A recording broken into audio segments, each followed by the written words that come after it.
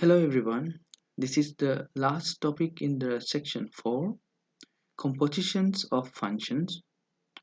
This is also another way of doing operations with functions. Here the operation is called the compositions of functions.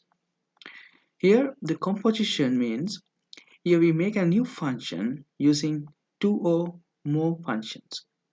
For example, here we consider the function f and g and make another function, and it's denoted by this way f dot g, and this is called the composition of f and g function.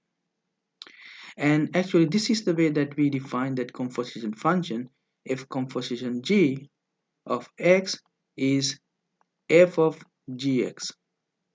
So here you can see that the argument of the f function is the gx function, and the argument of g function is the x variable. So in this case, you already know that we can plug in this gx function into f only if g is in the domain, or gx is in the domain of the f function. So that means we need to make sure that this gx value is coming from the domain of the f function.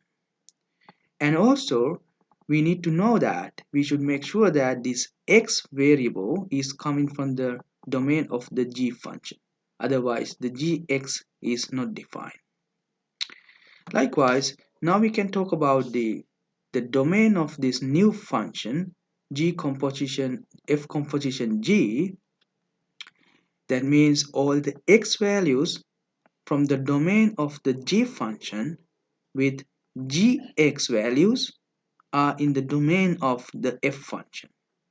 You should read it in this form. Even if it is written like f composition g, we start the operation with the g function. Again, x values from the domain of the g function, so that the g of x values are from the domain of the f function. So in this diagram, you can understand it more clearly. Here I'm taking this x from the domain of the g function, and I find the value of the g function at that point x.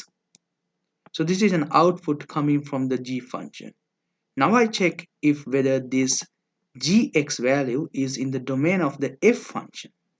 If it is in the domain of the f function, we can go ahead and plug in that value to the f function, and then we can get another output.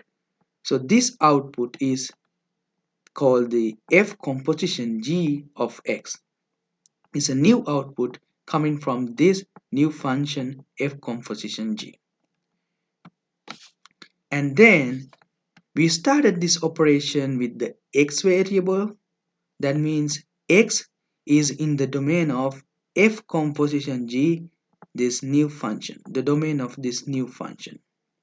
X is in the domain of f composition g. Now we can go for an example and see how this really works.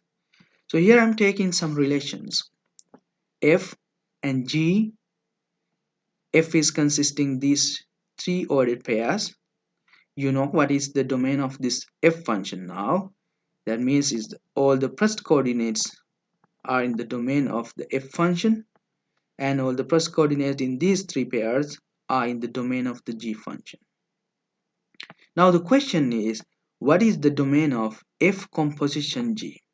So that means we need to pick values of from the domain of g, so that when g evaluated at those points, we should get an output which is in the domain of the f function. It looks complicated. Let's see how we can do that in this diagram.